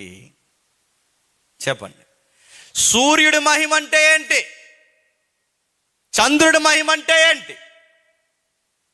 ఎవరా అన్నారా? ఆయన సూర్యుడి మహిమ అంటే వెలుగు అన్నాడు. సూర్యుడి మహిమ అంటే వెలుగు కాదు, చంద్రుడి మహిమ అంటే వెలుగు కాదు, నక్షత్రాల మహిమ అంటే వెలుగు కాదు, వీటి కోసం కాదు మాట్లాడుతుంటా. మహిమ అంటే తెలుసా? సూర్యుడి మహిమ అంటే సూర్యుడు సూర్యుడిలా ఉండడమే మహిమ, చంద్రుడు చంద్రుడిలా ఉండడమే మహిమ, నక్షత్రాలు తన గుణం కోల్పోకుండా నక్షత్రంలా ఉండడమే మహిమ. నక్షత్రం నక్షత్రంలాగే ఉండాలి, సూర్యుడు సూర్యుడిలాగా ఉండాలి, చంద్రుడు చంద్రుడిలా ఉండాలి. ఇప్పుడు మనిషికి మహిమ అంటే మనిషి దేవుని స్వరూపంలో ఉంటే మహిమ. అర్థమైతే ధన్యత. మళ్ళీ చెప్తాను వినండి, సూర్యుడు తన గుణాన్ని కోల్పోకూడదు, చంద్రుడు తన గుణాన్ని కోల్పోకూడదు, నక్షత్రాలు తన గుణాన్ని కోల్పోకూడదు, మనిషి దేవుడిచ్చిన గుణగణాలు చెప్పండి కోల్పోకూడదు. ఇది ఎప్పుడైతే నిలబెట్టుకుంటాడో అది మహిమ. ఇంకా ఏంటండి మహిమ అంటే? ఆ నిలబెట్టుకుంటే తన గుణాలు కోల్పోకపోతే ఉండే ఆ గుణాల్లో మనిషికి ఉండే మహిమ ఏంటో ఒక్కసారి అర్థం చేసుకోవడానికి సమతూగే పదాలు కొన్ని ఉన్నాయి. ఒకసారి మనం చూద్దాం రండి. లూకాసు సువార్త 7వ అధ్యాయం 25వ వచనం. లూకాసు సువార్త ముగిద్దాం. 7వ అధ్యాయం 25వ వచనం. మరి ఏమి అరణ్యానికి మీరు చూడవెళితిరి? సన్నపు నార బట్టలు ధరించుకున్న వాడిని చూడడానికి వెళ్ళారా? ఇదిగో సన్నపు నార వస్త్రాలు ధరించుకున్నవారు సుఖముగా జీవించే వాళ్ళ ప్యాలెస్లో ఉంటారు. మరి ఏమి చూడవెళితిరి? మరి ఏమి చూడవెళితిరి? ప్రవక్తనా? అవును, కానీ ప్రవక్త కన్నా గొప్పవాడు మీ మధ్య ఉన్నాడని మీరు తెలుసుకోండి. సందర్భం ఏంటంటే, బాప్తిజం ఇచ్చి యోహాను గురించి ప్రభు అయిన యేసుక్రీస్తు వారు ఆ రోజు పబ్లిక్ని అడుగుతున్నారు. ఏమని పబ్లిక్ని అడుగుతున్నారంటే, మీరందరూ పరుగు మన అరణ్యానికి వెళ్ళారు కదా, అరణ్యానికి దేనికి వెళ్ళారు మీరందరూ? కదులుతున్న రెల్లున అంటే దాని అర్థం ఏంటి? గడ్డి చూడడానికి వెళ్ళారా? అంటే గాలికి గడ్డి ఎలా ఊగుతుందో చూడడానికి వెళ్ళారు. చమత్కారంగా అడుగుతున్నాడు ఆ రోజు పబ్లిక్ని.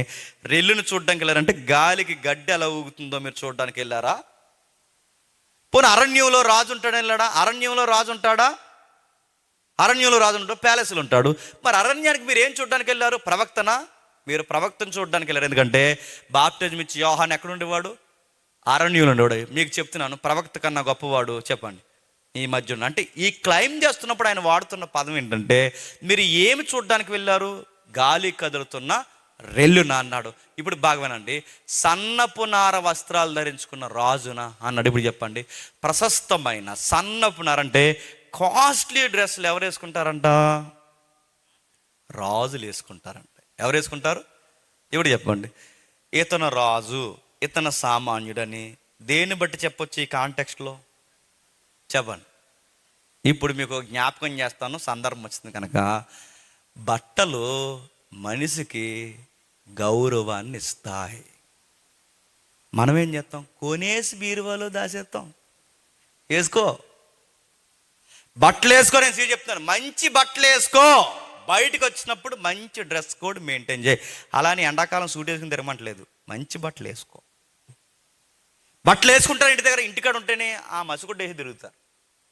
ఏడని అడక్కని ఇదిగో బనేలి, ఇదో వ్యవహారం నడుతుంది, ఇదే తిరుగుతున్నాను. ఇంటి దగ్గర పిల్లలు ఉంటారు, పిల్లలకి డ్రెస్ కూడా ఎలా నేర్పిస్తాను? వాళ్ళ ముందు వేసుకోండి మంచి బట్టలు. నేను సీరియస్ చెప్తున్నాను, వాళ్ళ ముందు మనం మంచి బట్టలు వేసుకుంటే మన పిల్లలకి నీట్నెస్ తెలుస్తుంది. మనం డ్రెస్ కోడ్ మెయింటైన్ చేస్తే వాళ్ళు ఎలా వేసుకోవాలి? మనకు శుద్ధి శుభ్రం ఉంటే మన పిల్లలకే చెప్పండి శుద్ధి శుభ్రం ఉంటుంది. నువ్వు ఇంటికాడ ఉంటే ఆ టవల్ కట్టుకుని తిరుగుతావు. నువ్వు సర్కస్ చేసి బనేలో ఒకటి నీకు మళ్ళీ నువ్వు ఉంటే నీకు అది ఒకటి ఉంది, రాత్రి పగలు వేసుకునేది. అడగండి లేనిపోని గొడవలు, మహిళా సంఘాలు వచ్చేస్తున్నారు. నేను అడుగుతున్నా, వేసుకో బట్ట మనిషిగా నేర్పుతున్నా. అందుకే మంచి బట్ట కొనుక్కో, క్వాలిటీ బట్ట కొనుక్కో. ఆ బట్ట డిగ్నిటీ ఇస్తుందా, గ్లోరీ తెస్తుందా, మహిమని తెస్తుందంటే ఎస్, మనం వేసుకునే బట్టలను బట్టి బయటకు గౌరవిస్తారు. మీకు అక్కడ వరకు ఎందుకు? పోలీస్ డిపార్ట్మెంట్లో ఎలా ఉంటుంది చెప్పండి, వినండి. నువ్వు సాదా సీదాగా స్టేషన్కి వెళ్ళి కంప్లైంట్ లెటర్ ఇవ్వు, నేను పట్టించుకోరు. నువ్వు వైట్ అండ్ వైట్ వేసుకుని లెటర్ ఇవ్వు, ఎవరు సార్ మీరు కూర్చోండి ముందు అంటారు. గుర్తుపెట్టుకోండి. అంటే నీ బట్టను బట్టి బయట గౌరవం మారుతుంది. నువ్వు అటు నుంచి అంటే లింగి కట్టుకుని వెళ్ళిపోనుకో చెప్పండి, సాయంత్రం రా సార్ లేరా అంటారు. అదే నువ్వు వైట్ అండ్ వైట్ వేసుకుని ఒక డిగ్నిటీగా, ఒక పెన్, ఒక చక్కగా ఒక కంప్లైంట్ లేకపోయినా, కలెక్టర్ ఆఫీస్కి పోయినా, ఏ గవర్నమెంట్ సెక్టార్కి పోయినా, ఎక్కడికి పోయినా ముందు నీ ఏదైతుందో నీ వాతావరణం చూసి గౌరవిస్తారు. అది యేసుప్రభు ఏమంటున్నాడంటే, సన్నపు నార వస్త్రాలు ఎవరు వేసుకుంటారంటే రాజులు వేసుకుంటారు. రాజుకి సామాన్యుడికి తేడా ఎక్కడ తెలుస్తుందంటే వేసుకునే బట్ట. అంటే బట్ట మనిషికి గౌరవం ఇస్తుందా? ఇస్తుంది. టైం లేదు కనుక నేను ఒక ఉదాహరణ చెప్పిన వెళ్ళిపోతాను. బట్టల గౌరవం ఇవ్వడమే కాదు, మనిషి పెట్టుకునే వస్తువులు కూడా మనిషికి గౌరవం ఇస్తుంది. ఇవ్వదా? ఇస్తుంది. ఎందుకు ఇవ్వదు? కొంతమంది అంటే పెట్టుకునేలా పెట్టుకోవాలి, ఎక్కువ పెట్టేసుకుంటే ఉన్న గౌరవం పోతుంది. నేను చాలాసార్లు చెప్పిందే మీరు చెప్తున్నాను వినండి. ఒక ఆవిడ, నేను పెళ్లి మెసేజ్ చెప్తున్నాను, నాకు నచ్చని మెసేజ్ల్లో పెళ్లి మెసేజ్లు. ఆ పెళ్ళిళ్ళలో వినరు వాక్యం, వింటారా? ఆ పెళ్లి కుదిరి మైండ్ ఎక్కడ ఉంటుంది, ఈడి మైండ్ ఎక్కడ ఉంటుంది, వీళ్ళిద్దరూ ఎప్పుడు వెళ్ళిపోదామా అని, అదే ఈ ఏడికి తట్టుకోలేక ఎప్పుడు వెళ్ళిపోదాం ఏళ్ళు, ఆ ఫోటోలు ఎవ్వరం ఇదంతా ఈ ఎకసకాలు ఇవన్నీ ఒక్కరి చేతుల్లో బైబిల్ ఉండదు, వినరు. అందుకే వీళ్ళందరూ నాకు రికమెండ్ చేసి పెళ్లి మెసేజ్ చెప్పుకొని రా అంటే నేను అందుకో కండిషన్ పెట్టాను, తాళిబొట్టు కట్టకపోతే వస్తానని అనాలి. మా అవసరమైతే వాక్యం అని మానేస్తారు కానీ చెప్పండి. చెప్పండి. ఏదో మాకు తెలిసిన మా ఇంట్లో ఉన్న వాళ్ళు కనుక, మా సహవాసం ఉన్న వాళ్ళు ఖచ్చితంగా మేము చేయలేము, ఈ మూఢాచారాల జోలికి పోనేము. ఈ ఏదైతుందో ఆచారాలు వేరు, విగ్రహ ఆచార సంబంధమైనవి వేరు. వాటిని ఖచ్చితంగా మేము బిబ్లికల్గా వాటిని ఖండిస్తాం. అది వద్దురా అబ్బాయి అంటేనే మా ప్రజెన్స్, మా సంఘమంతా ప్రజెన్స్లో ఉంటుంది. అది మేము చెప్పినప్పుడు మా సర్కిల్లో ఉన్నవారే కూర్చున్నాం, అందరూ వాక్యం అందరూ బాగానే అంటున్నారు. ఎందుకంటే నా గురించి తెలుసు. అటు ఇటు చెప్తే ఒక్కో స్పీకర్కి ఒక జబ్బు ఉంటుంది. నాకు ఉండే జబ్బు ఏంటంటే అటు ఇటు తిరిగితే చెప్పలేను, ఎవరైనా లెగిస్తే చెప్పలేను. మీ ఇద్దరు కలిసి ఏదో మాట్లాడుకుని నేను చెప్పలేను, నా కోసం ఏదో మాట్లాడుకుంటారు అనుకుంటాను. నేను సరిగా చెప్తాను, అదొక జబ్బు ఉంటుంది.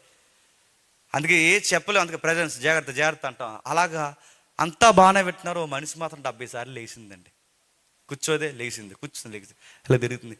ఆడు పెళ్లి కూతురికి అత్త అవుతుంది, ఆ పెళ్లి కొడుకు అత్త అవుతుంది. అడిగాను ఆడు నా ఫ్రెండ్ వరి, ఎందుకు 2 సార్లు లేచింది మీ అత్త అని అడిగాను. ఏం అనలేము, తెలిసిన మనిషిని మళ్ళీ ఏమంటామంటే, జేమ్స్ నీకు విషయం చెప్పాలని అడిగారంటే, మా అత్త ఎందుకని సార్లు వేసిందంటే మా అత్త కొత్త నక్లీస్ కొన్నదరా అన్నాడు. అంటే ఇప్పుడు ఈవిడ గారి నక్లీస్ అందరూ చూడాలని పెళ్లి కూతురు కానీ ఎక్కువ సార్లు వేసింది.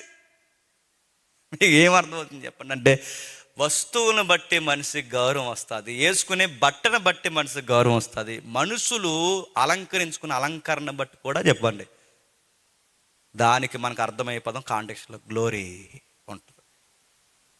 మరొక రెఫరెన్స్ చూద్దాం. ఎందుకు చెప్తున్నాను వినండి. ఆదికాండం 45వ అధ్యాయం, ఆదికాండం 45వ అధ్యాయం 13వ వచనం చూడండి ఒకసారి, ముగిద్దాం. ఆదికాండం 45వ అధ్యాయం 13వ వచనం, ఆదికాండం 45వ అధ్యాయం 13వ వచనం. కండక తగ్గ తిండి, ఇది కాదు ఉండాల్సింది అడుగుతున్నారు. నీ ఘనత ఏది మెయింటెనెన్స్ ఏది? పెద్దవాళ్ళని చూడండి, 3 పిల్లలు కన్నా ఇంకా కింగ్లా ఉంటారు తాతలు. వాళ్ళ ఫోటోలు మీరు చూడండి కావాలంటే. ఎందుకు? పనికి తగ్గ తిండి, తిండికి తగ్గ పని. 3-4 ఆపరేషన్ నడుతున్నా, 3-4 నార్మల్ డెలివరీలు అయిపోయినా పెద్దమ్మ బిందెలు ఎగదీసి పాడేస్తుంది. నువ్వు గ్లాసులు ఎగుతలేదు నీకు. నేను అడుగుతున్నాను, వాళ్ళ ఫిట్నెస్ చూడండి అడుగుతున్నాను. వాళ్ళ వయసుకు తగ్గ పిల్లలం కన్నారు, వయసుకు తగ్గట్టు నడుస్తారు. ఏదా ఫిట్నెస్? అందుకంటున్నారు బైబిల్ ఏమంటుందంటే, యవనస్తులకి వాళ్ళ బలము ఘనత. రెండోది రాస్తున్నాడు సీనియర్స్కి, చెప్పండి, వాళ్ళ తెల్లెంటుకలు ఘనత. కానీ సీనియర్స్ ఏం చేస్తున్నారు? కాటికి రాసేస్తున్నారు. ఇదో జబ్బీలకి తెల్లంటుకు నడుతున్నాను. అందుకే అడ్వర్టైజ్మెంట్లు ఏమైనా చెప్తా, తెల్ల వెంటుకలు బీకేయండి, అలా గోదరేజాయిలు కట్ చేయండి, ఇలా టక టక అన్నాడట. గోదరేజాయిలు రాసేస్తావు మాకు నువ్వు. నేను అడుగుతున్నాను, కాటికి రాసేస్తావు, అది రాసేస్తావు. నువ్వు రాసేస్తేనే తెలిసిపోతున్నావు. నేను సీరియస్ చెప్తున్నాను, తెలిసిపోతే తెలుసా? నువ్వు రంగేస్తే తెలిసిపోతావు. మనిషికి అందమైన చెప్పిన వయసు పెరిగే కొద్దీ మళ్ళీ చెప్తున్నాను, తెల్లెంటుకలు గౌరవం ఉంచండి. ఎందుకు చెప్పినా, తల పండిపోయి, గడ్డం పండిపోయి, మీసాల మీద తెండెంటుకలు వచ్చి ఇక్కడ నిలబడి మాట్లాడితే మన మాటకు వెయిట్ ఉంటుంది. ఎందుకంటే మన అనుభవం మన జుట్టు చెబుతుంది.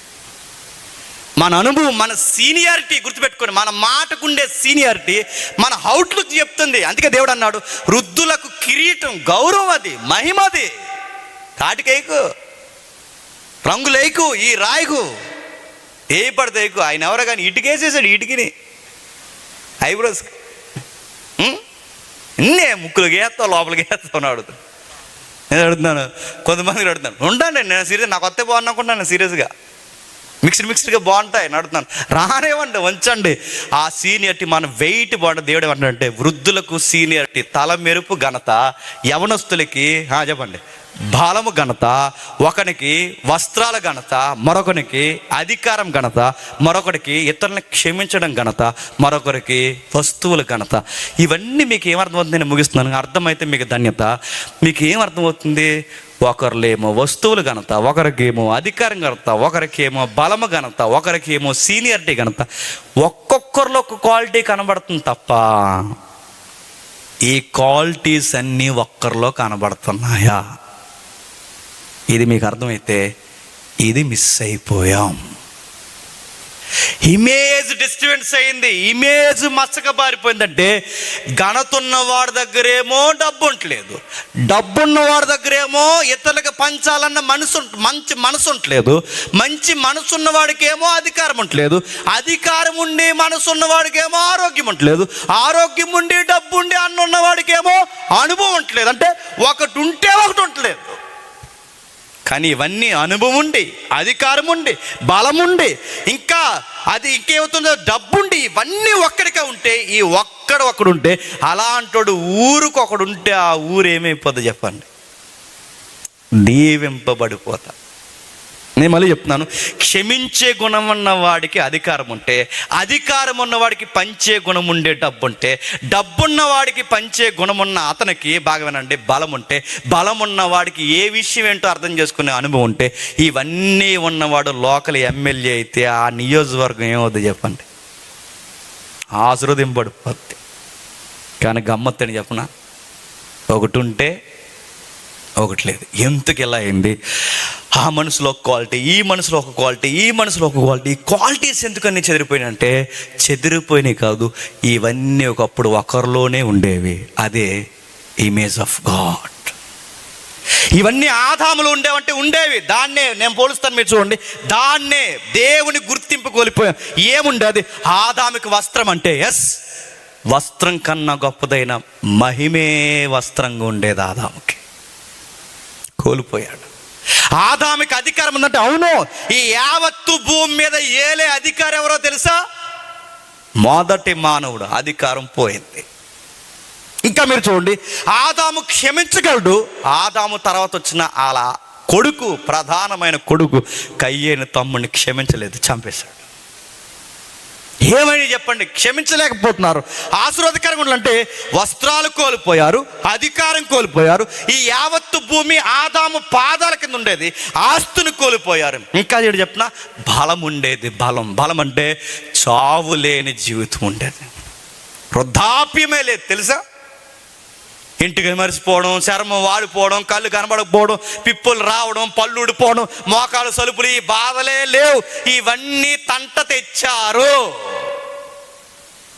2 సంవత్సరాల క్రితం దిగిన ఫోటోని, ఇప్పుడు దిగిన ఫోటోని రెండు దగ్గర చూసుకో, ఎన్ని మార్పులు నీకు కనబడతాయి చూసుకో. ఫేడ్ అవుతుంది, షేడ్ అవుతుంది, ఇమేజ్ మారిపోతుంది. 5 ఏళ్ళ క్రితం ఉన్నట్టు ఇప్పుడు లేవు, ఇప్పుడు ఉన్నప్పుడు రేపు ఉండవు. ఏమవుతుందంటే ఈ బాడీ ఎక్స్పైర్ అయిపోతుంది, బలం పోతుంది.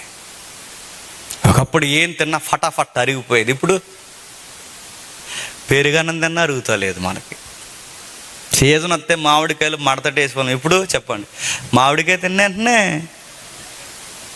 బండి వాసన పోతుంది. నేను అడుగుతాను, ఏమైంది? డ్యామ్ లీక్ అయింది. ఇలాగైపోయిందండి. బండి బోరుకు వస్తుంది. నువ్వు పోటుగాడు వస్తావు, నువ్వు జిమ్మర్ వస్తావు, నువ్వు ఫిట్నెస్ మెయింటైన్ చేయని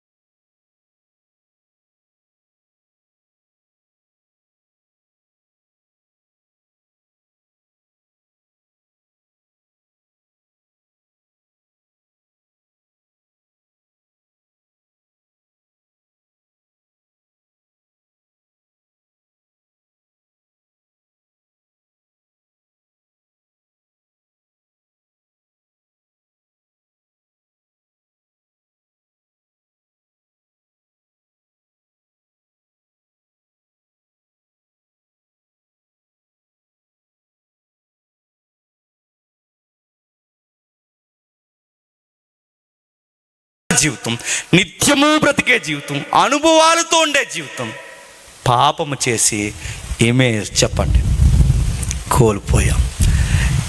ఏ భేదం లేదు, ఎలాంటోడైన ఇమేజ్ని చెప్పండి కోల్పోయాడు. ఈ కోల్పోయింది ఆదాము చెడగొట్టాడు కనుక ఈ ఆదాము చెడగొట్టిన దాన్ని మరొక ఆదాము మనకి ఇవ్వడానికి వచ్చాడట. ఆయన పేరే కడపటి ఆదాము, ఆయన పేరే నజరేయుడైన యేసు. అది కంపారిజన్ రోమపత్రిక. అంటే ఆయన చెడగొట్టింది ఆ ఆదాము తీసేసింది. ఇప్పుడు చదవండి ఆ 23వ వచనం, కింది చదువుదాం ఒకసారి. 23వ వచనం, ఏ భేదము లేదు, అందరూ పాపము చేసి దేవుడు అనుగ్రహించి మహిమను పొందలేకపోతున్నారు, కాబట్టి నమ్మాలి. కాబట్టి నమ్మువారు ఆయన కృపచేతనే యేసుక్రీస్తు నందల విమోచన ద్వారా, ఏ విమోచన? చావు నుండి విమోచన, పాపం నుండి విమోచన, బాధల నుండి విమోచన, దుఃఖం నుండి విమోచన, బానిసత్వం నుండి విమోచన, అన్నిటి నుండి విమోచన, ఆదాము తెచ్చిన కాడి నుండి విమోచన. ఈ విమోచన ఇవ్వడానికి క్రీస్తు వచ్చాడట. ఎలా ఇస్తాడట? ఆ విమోచన ఎలా ఇస్తాడంటే ఉచితముగా ఉచితముగా ఉచితముగా. పోయిన లైఫ్ని ఫ్రీగా. ఆయన ఆ జీవితాన్ని ఎంత ఫ్రీగా ఇస్తాడంటే, ఎలా ఫ్రీగా ప్రభు నన్ను ఏం చేయమంటే జస్ట్ బిలీఫ్, నమ్మంతే.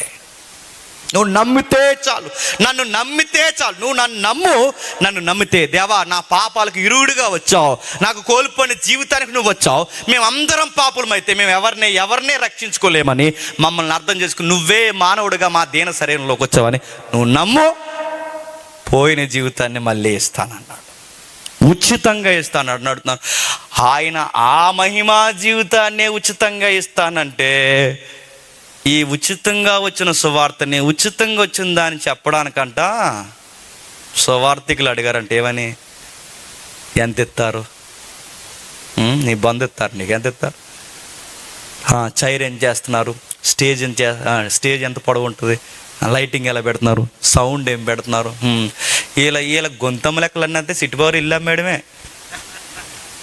అంటే నేతే కానీ రావును, ఇదో జబ్బు నీకు. అదంత చేస్తున్నారు, ఇదంతా ఎవరుండ్రో ఓ 10 మంది ఉంటారు కూర్చొని, చెప్పవా 25 ఇస్తావా, 20 ఇస్తావా, 30 ఇస్తారా? నీ సమాధి రెడీ చేస్తుంది సంఘం. ఏమనుకుంటున్నావు? కొంతమంది అడుగుతున్నారు, మీ కోనసీమలో తిరిగే వాళ్ళు అడుగుతున్నారు. మీకు సీరియస్గా చెప్తున్నాను, డబ్బుతో సువార్తతో డబ్బుని, ఉచితంగా వచ్చిన దేవుని మహిమా సువార్తని ఎవడైనా రేటు కడితే ఆడో పెద్ద దొంగ. ఆ దొంగను పిలుతున్నారు. మీరెంత దొంగల ముఠ? మీరు పిలవకండి, నేను సీరియస్ చెప్తున్నా. డబ్బేటి కలిగితే ఇస్తారు, లేకపోతే మానేస్తారు. ఏమి ఇవ్వకుండా పంపించారంటే కడిగినారు, ఎంతో కొంత ఇస్తారుగా. ఏం లేకపోతే డీజిల్ కన్నా ఇస్తారు. పోనీ ఏం పెట్టకుండా ఒక మంచి భోజనం పెట్టి పంపుతారుగా. ఈ విజన్ ఎందుకు మర్చిపోతున్నారు? పౌలు అన్నాడు, ఉచితంగా ఇవ్వడానికి దేవుడే తన అధికారాన్ని వదిలి, ఉచితంగా ఇవ్వడానికి మనకి ఆయన బంగారం లాంటి జీవితాన్ని వదిలి ఆయన ఉచితంగా మన కొరకు ప్రాణం పెడితే, ఇది చెప్పడానికి నువ్వు రేటు కడుతున్నావంటే నిన్నేం చేయాలి చెప్పు. అందుకే అడిగే వాడికి తెరవలేదు, పిలిచే చెప్పండి మీకు తెరవలేదు. మరి ఎందుకు పిలుతున్నారంటే ఆయన వస్తే జనం ఎక్కువ వస్తారన్నా. వస్తారు కంగారు, మీ అందరూ కొంత ఓలు పోతారు అందులో. నేను చెప్తున్నాను, ఎందుకు జనం ఎవడకు కావాలి, మంది ఎవడకు కావాలి, వాక్యం వినేవాళ్ళు కావాలి, వాక్యాన్ని ఉచితంగా వచ్చిన వాక్యాన్ని వినేవాళ్ళు కావాలి. అందుకే పౌలు గారు రాస్తున్నాడు, ఉచితముగా నీతిమంతులుగా తీర్చబడినట్టు పూర్వము చేయబడిన పాపములను దేవుడు తన ఓర్మి వలన ఉపేక్షించినందున ఆయన తన నీతిని కనుపరచవలనని క్రీస్తు యేసునందు విశ్వాసము ద్వారా ఆయనను కరుణాధారముగా బయలుపరిచి దేవుడి ఇప్పటి కాలమందు తన నీతిని కనుపరచు నిమిత్తము తాను నీతిమంతుడును యేసునందు విశ్వాసం గలవారిని నీతిమంతునిగా తీర్చువాడునై ఉండుటకు ఆయన అలాగూ చేసినట్టు. ఇప్పటి కాలం అంటే అప్పటి కాలపు పాపాలు, అప్పుడు చేసిన ఆదాము పాపాలు, ఆ పూర్వకాలపు చరిత్ర, దీన్ని అన్నిటినీ సమాధానపరచడానికి దేవుడు ఇప్పుడు తన కుమారుని భూమి మీదకి పంపాడట. ఈ పంపిన ఈయన్ని నమ్మితే చాలంటే. ఇప్పుడు చెప్పండి, అంటే యేసుప్రభువుని నమ్మితే ఆదాము దగ్గర పోయిన జీవితం మళ్ళీ వస్తుందా? వస్తుంది. ఇప్పుడు మీకు డౌట్ రాలి, మరి వస్తే సింహాసనం ఏది అని అడగండి. వస్తే బంగారం ఉంగరం ఏది, వస్తే ఎందుకు చచ్చిపోతాం అంటే వస్తుంది. ఎప్పుడు వస్తుందంటే మొదటి రాకడలో వచ్చి నిశ్చితార్థం చేసుకుని పోయాడు, రెండో రాకడలో వచ్చి పెళ్లి చేసుకోవడానికి మనల్ని అందరినీ ఎత్తుకుపోతాడు. అక్కడ ఇక్కడ పోయిన జీవితాన్ని అక్కడ త్వరలో ఇవ్వడానికి వేవేల పరిశుద్ధ పరవారంతో మేఘాల మీద త్వరలోనే రాబోతున్నాడు. ఆ లైఫ్ ఎలా ఉంటుందంటే అచ్చు ఏదైనా తోటలాగా ఉంటుందంటే ఏడుపు ఉండదు, కన్నీరు ఉండదు, బాధ ఉండదు, సూర్యుడు ఉండడు, ఎండ ఉండదు, వడదెబ్బ ఉండదు, మరి ఏమి ఉండదు. ఏముంటామంటే ఎటర్నల్ లైఫ్ ఉంటుంది, నిత్య జీవితం ఉంటుంది, మహిమా జీవితం ఉంటుంది, ఎప్పటికీ ఆనందంగా పోతాం. ఇక్కడ పూట తింటే భయం, తినకపోతే భయం. ఇప్పుడు అది బాగుంటుంది తినేమనుకోండి, రాత్రి నిద్ర రాదు మనకి. అలా తినలేదు అనుకోండి, మళ్ళీ నిద్ర రాదు. తిన్నా నిద్ర రాదు, చెప్పండి. తినకపోయినా నిద్ర రాదు, నడుతున్నాను. అన్నీ ప్రాబ్లం. ఈ జీవితం ఏమైనా బాగుందండి? తుమ్మితే భయం, దొగ్గితే భయం, సేకండిస్తే భయం, అన్నీ భయమే. తింటే భయం, తినకపోతే భయం, అన్నీ భయం నడుతాను. ఇలాంటి బిక్కుమని బతికే రోజులు పోతాయి, బిక్కుమని చచ్చే రోజులు పోతాయి. ఆదాము తెచ్చిన కుంపట ఒక రోజు పూర్తిగా పోతుంది. ఈ కడపట ఆదామందు విశ్వాసం ఉంచిన వారు, అక్కడ పుట్టి నశించిన వారు ఈయన యందు బాప్తిజం ద్వారా విశ్వాసం ద్వారా మళ్ళీ పుడితే మళ్ళీ పోయిన జీవితం నూతనంగా మళ్ళీ త్వరలోనే రాబోతుంది. ఇంతకు యేసుప్రభువు నమ్మాలి. ఎంత చెప్పాక ఈ బయట వాళ్ళు ఏమంటారంటే, అంటే యేసుప్రభువు నమ్మకపోతే నరకానికి పోతామా మేము అంటారు. నేను సీరియస్ చెప్తున్నాను, పోతారు. ముఖ్యాంశాలు మరోసారి. ఎందుకు పోతారు అంటున్నాడు. నమ్మకపోతే పోరు. క్లారిటీ, నమ్మకపోతే పోరు. నరకానికి కన్ఫామ్ అయిపోయిన మనం నరకానికి పోకుండా ఉండే ఒకే ఒక ఆప్షన్ చెప్పండి, యేసుని నమ్మడం. అంటే బెత్త కన్ఫామ్ ఆల్రెడీ మనకి రిజర్వేషన్ క్యాండిడేట్ అనమాట, గుర్తుపెట్టుకోండి. ఆల్రెడీ నరకానికి రిజర్వేషన్ అయిపోయింది, బెత్త కన్ఫామ్. కోల్పోయాం, ఇమేజ్ మసక బారిపోయింది. మనం పోకుండా, నరకానికి పోకుండా తప్పించే ఒకే ఒక ఆప్షన్ ఏంటి చెప్పండి, యేసుక్రీస్తు నమ్మడం. ఇప్పుడు నమ్మకపోతే పోతామా? పోతున్న మనం నమ్మినందుకు పోకుండా బతుకుతామా చెప్పండి? పోకుండా మనం బతకాలి అంటే నమ్మితే బతుకుతాం. చెప్పండి, యేసుప్రభువు నమ్మకపోతే నరకానికి పోరు, నమ్మకపోతే పోయేదే. నువ్వు వేడి చెప్పు, నరకానికి పోతే. అందుకే యేసుప్రభువు నమ్మండి. సువార్త పౌలు గారు ఏం చెప్తున్నారంటే, ధర్మశాస్త్రం వలన రాని నీతి, నీతి క్రియల వలన రాని నీతి, నమ్మితే దేవుడు ఉచితంగా ఇచ్చే నీతి.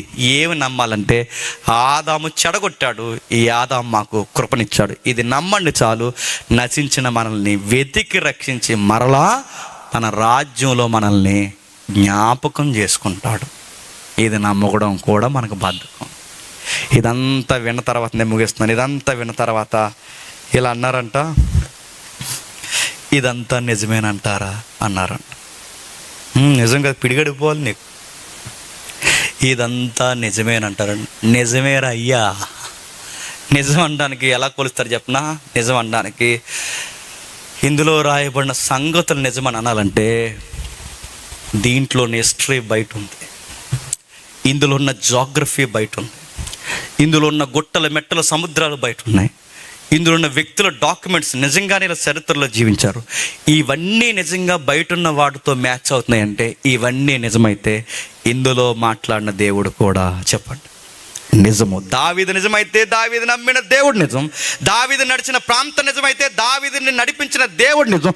ఇవన్నీ నిజమైతే ఈ దేవుడు కూడా చెప్పండి నిజం. ఈ నిజాన్ని అలక్ష్యం చేస్తే నీ ఆత్మకు నువ్వే ఉత్తరవాదు. ఆలస్యం లేదు. ఇప్పటికీ బాప్తిజానికి దూరంగా ఉంటే, ఈ మసక బారిన జీవితం ఎవరైనా బతికితే, నేను మళ్ళీ చెప్తున్నాను, రండి, రక్షణ పొందండి, రాజ్యంలోకి రండి. నీ కొరకు మహిమా జీవితం ఎదురు చూస్తోంది. దేవుడు మిమ్మల్ని దీవించును గాక.